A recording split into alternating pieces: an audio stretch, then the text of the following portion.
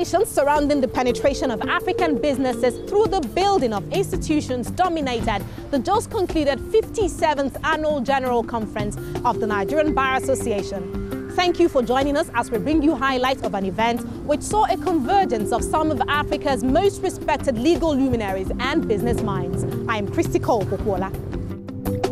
No wigs, no gowns. This glamorous gathering of Nigeria's justice system at the Annual General Conference of the Nigerian Bar Association looked to address issues influencing the penetration of African businesses. The event spanned a 5-day period. The conference has been described by many of the guests who came in from all over the world as the first major attempt at economic intervention by Nigeria's legal system. I think the exciting thing about the conference is really to see how lawyers have become really interested, not only in the content of the conference, which has been spectacular.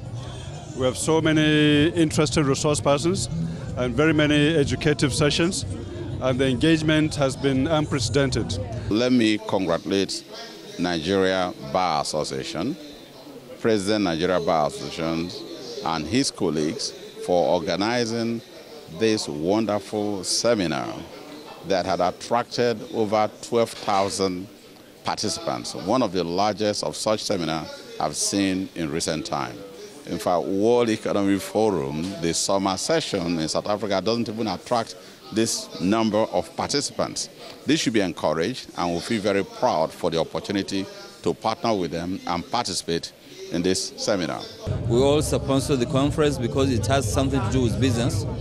And I think this has actually opened up, MBA for business. Law is really the pillar stone of good governance. And the Nigerian Bar Association is really a corner piece, a sounding board, a voice of truth and reason to the administration and also to the entire society. Now, representing the military as one of the strongest institutions in Nigeria, certainly the greatest foundation we have for that is law. So if our laws are not correct, certainly our institutions will also be faulty. Coming to this conference on revitalizing or strengthening institutions is very important for the military. If you listen to the speech of the Vice President, the keynote speech, he dwelt so much on the past experiences our institution went through, especially in our procurement processes. We believe that strengthening our legal processes and on all other things we do will in no way go a long way in strengthening the institution of the military. Governance is a very interesting thing, particularly in this environment. If you don't get a feedback, you never know how well you're doing, because the choristers in the government will tell you you're doing wonderfully well. But you see, the consciousness in government is not attuned towards the consumer, which is the public. It's attuned towards themselves. And so you have a lot of self-glorification going on, right? And here you get to hear the bare truth. It serves as a platform for a conversation right across the board, not just amongst lawyers, but lawyers, captains of industry, government, and the Nigerian Bar Association is particularly well positioned to host and ignite that sort of conversation because of the unique position, I have to say, that lawyers have in society. I think that's one of our biggest challenges in this country is the overemphasis on individuals instead of institutions. The need to deepen the respect and capacity of institutions is glaring. And I think conferences like this that put that conversation back on the table are important to make sure that we all focus on that part of our development. It's a world-class conference in terms of content, in terms of planning, in terms of delivery. I give the kudos to my very good friend and partner in progress, Aig-imoukhuede. When he looked for the elections, he said he was going to bring a brave new bar. And you can see that brave new bar has landed. I mean, he set a very tall order for those who will take over from him. But this is what our country should be. I mean, we should look for big, bold, fast results. We should be ambitious. We should aim to be the best in the world. I mean, there's no reason why the bar in Nigeria, which has been there since the 1930s, cannot be the best. So this is recovering Nigeria to the status it's supposed to be. And I'm really very proud to be associated with the MBA and to work with them on this conference.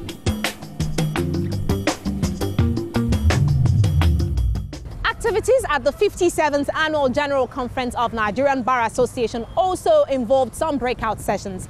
After the break, we'll get to see what some of these sessions focused on.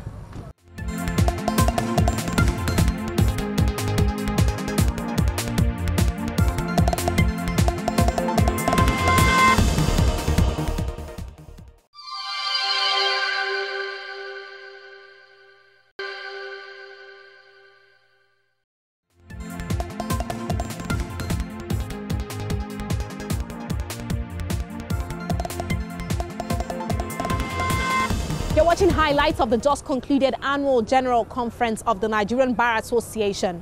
Now, about 25 breakout sessions were held across the 5-day event, focusing on discussions of the roadmap for Nigeria's economic recovery, military businesses, and the rise of the digital economy in line with their relationship with media firms. Let's now get a feel of some of these conversations.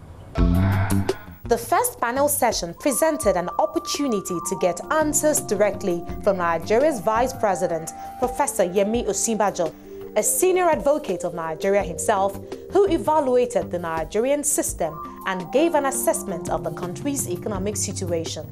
I think those foundations are important because, first, we were dealing with a mono economy, mono export, mono revenue practically. But more importantly, we're also dealing with a system of public finance that was essentially opaque and, if you like, a fair amount of corruption, perhaps even so much corruption in some cases that it was difficult to, in some cases, even discover how it was that the economy survived the extent of that corruption. So I think really the point is that we're rebuilding that economy. We've laid what I believe is a very solid foundation for the rebuilding of the economy, especially the public finance system.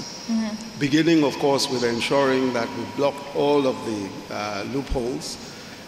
We have continuous audits now. We have an efficiency unit that ensures that there is efficiency in government expenditure.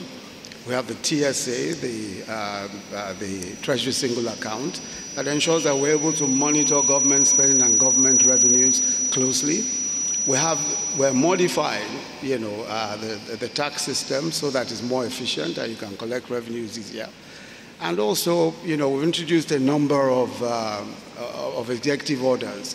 One looking at transparency in government services, another looking at annual budgets of the small agencies, another on voluntary assets declaration, and one on local content, encouraging local content. I think really where we're at is a situation where we've cleared the mess, we've cleared the debris, and we are laying solid foundations for modernizing the Nigerian economy. Subsequent breakout sessions were in line with the event's theme, African Business, Penetrating Through Institution Building. These sessions covered, analyzed, and projected measures to strengthen institutions across Nigeria and create legal frameworks across private and public sectors. Looking at how we can take advantage of what is coming to this part of the world, which is the fourth industrial revolution. And one thing that is clear is that without institutions, even the society itself will not survive. Societies survive because they have institutions behind them. If you look across the continent, I guess one of the greatest problems we have is the absence of strong institutions.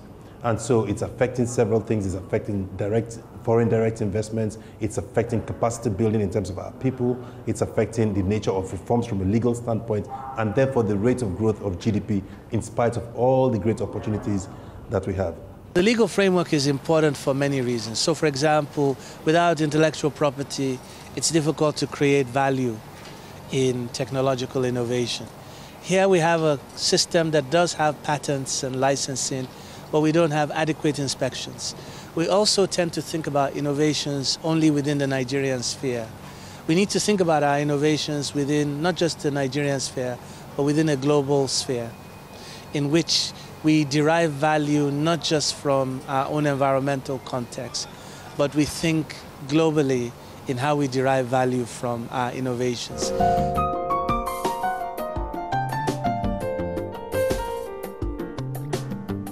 Many infrastructural projects are not bankable. So that's one of the reasons of this seminar. How do we de-risk such risk associated with such projects? How do we ameliorate the risk? How do we mitigate the risk? In fact, how do we de-risk them? And such projects must be bankable before we could fund them. And to be able to de-risk them requires government functionaries' participation in terms of there has to be the rule of law, there has to be corporate governance, there has to be changes in government policies, the sovereignty, political will, and also there are also political risk in some of the infrastructural projects because government may decide that they have a completely different policy and altogether, which may hurt or harm the initial objective of the infrastructural project. Well, if you look at the country, you know that we have a huge deficit in the supply of infrastructure relative to what the country needs. Based upon our national aspiration as a country that wants to become a top 20 economy. So clearly, we need to actually have a laser focus on this topic, not just in terms of articulating what is needed, but the how. I think everybody understands that there is a gap, and the question now is how do we actually execute? For the first time in the history of the Bar Association, I think this is the most intellectual and patriotic conference. Why do I say this? Because of the fact that it really addresses the core of the Nigerian economic problems. Looking at debt, sustainability, looking at debt vis-a-vis development, looking at debt vis-a-vis employment. So it is the main issue today. It's the topical issue in Nigeria today. And for the Bar Association, that is ordinarily into jurisprudence, to veer into socio-economic development of Nigeria, I think is commendable. This section is military, impact of military on economic development. But we felt that without internal security, there cannot be economic development, there cannot even be military business.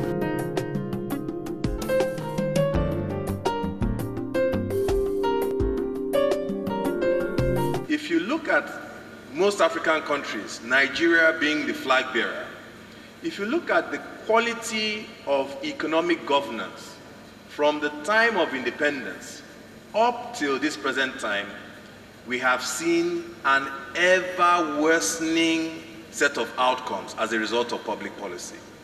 Indeed, the expectation between the compact of those who are governed and those who govern them in Nigeria is such that the governed no longer expect anything good to come out of public policy. Unfortunately, we have accepted it as the lot of Africa. And at the end of the day, who chooses those who govern us? Who? What have we done about it? We need help to grow. Well, we Nigerians are telling you that we need your help to grow. Because your profession can completely determine how far this scourge of corruption is tackled in this country. We need your help. It's your help that we need. We cannot build any credible institutions in this country until the legal profession decides that it will be so. Lectures that have been given here have been very, very thought-provoking, and I think will go a long way to helping the government to give us a very good country. When you listen to experts in various fields, when you listen to people who really know a thing or two about that field that they're speaking about, It also opens your own vista, it opens your own window, and you'll definitely be better off for it. There has never ever been a gathering like this, in the country. And I think next one, they will plan it better and we will support them as much as possible. Away from the breakout session, the NBA also did make provisions for the invited guests to enjoy some social activities, some of which included the opening of the Friendship Center, the NBA novelty mat, psychometric tests, medical tests, among others. Medics screened about 400 candidates for cardiovascular symptoms. Medical and social exercises were aimed at examining and improving the lawyers' health statuses. If you look at the statistics, the lawyers are the ones that tend to really have a higher risk factor and even sudden death. So because of that, Tri-State was invited to come and be part of this organization so that we can try to do what they call the medical screening to see who is in trouble or who is already in trouble or who may potentially be in trouble and try to really treat them. The other services include full cardiac screening from examination to EKG, to ultrasound of the heart, and all the laboratories that you may need. Then in addition to that, we identify those people who have emergency situation and we are treating them. You just call me now, there's a gentleman that have hypertensive emergency. He didn't know that he have that, but he's already stepping stone to having stroke. Blood pressure was like about 220, so that is really horrible. Now we have the medication, so the blood pressure just came down to about 180 now. And we admit, some of them we admitted, overnight just to make sure everything is fine.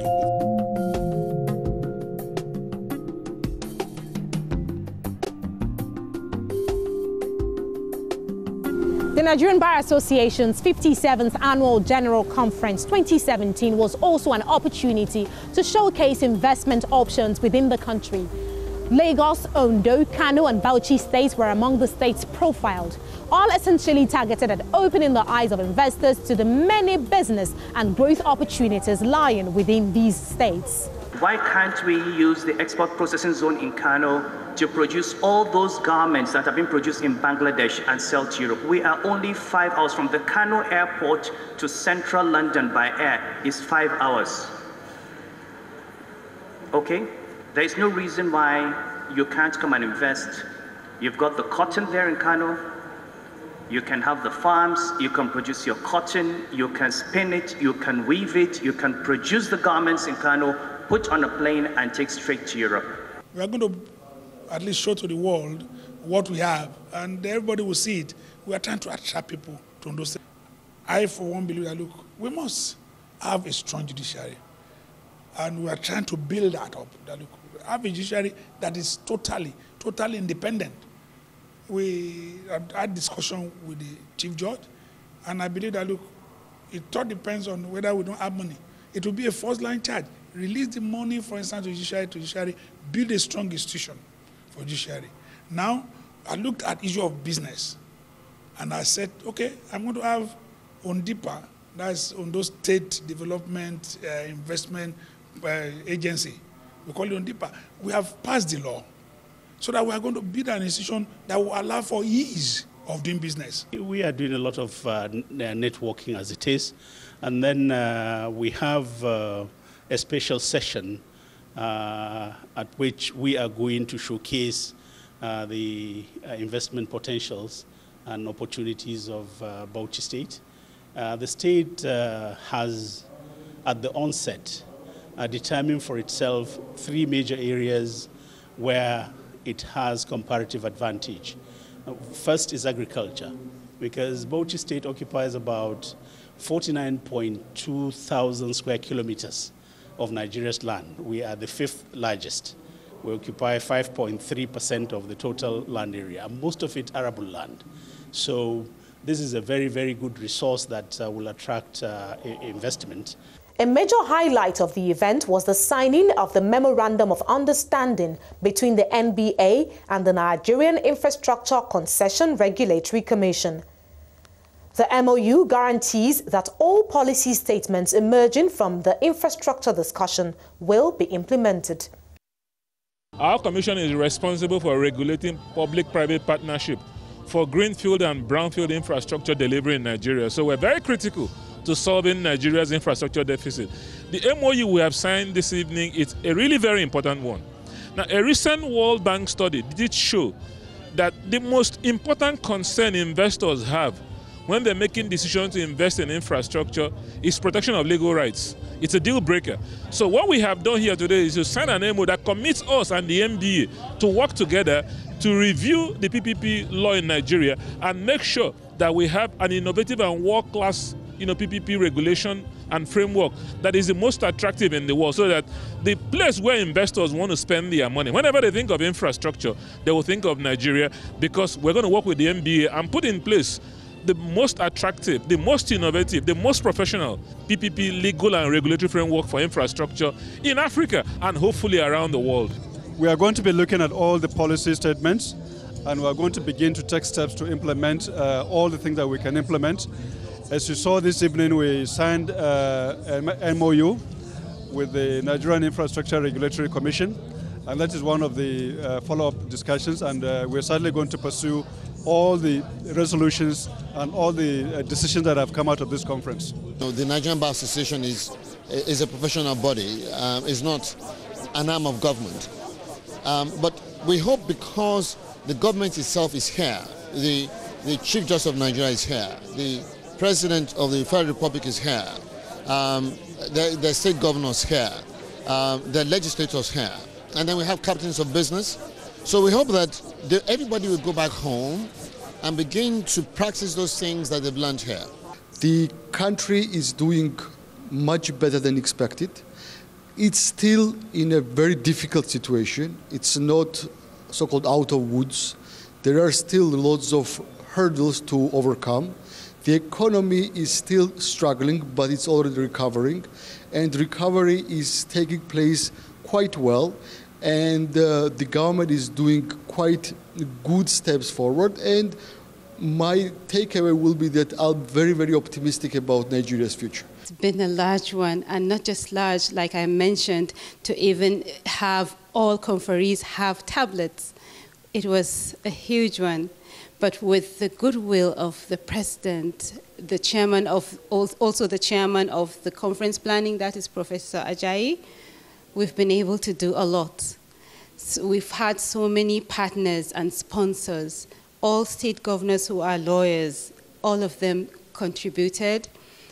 Dangote Group was a huge contributor to the conference. Lagos state government, in fact, well, we're in Lagos, so they have to play a huge role. So we have so many that have contributed, and like I said, it's because of the goodwill. They have so much trust and belief in the persons involved and what they stand for, that they did not hesitate to just pour in the donations. So that was how we were able to pull this off, but it was not easy. We have achieved something so spectacular that we ourselves are really concerned about the sustainability. But I can tell you, we have begun discussing and strategizing on how to maintain the standards and even improve it on it in the future conferences. No doubt, memories from the 57th Annual General Conference of the Nigerian Bar Association will linger long. Conversations and activities have revolved around penetrating African businesses through the empowerment of institutions therein. More importantly, the conclusions and deals drawn from here are expected to immensely impact the legal and business environment. Thank you for watching. I am Christy Cole Wokwola.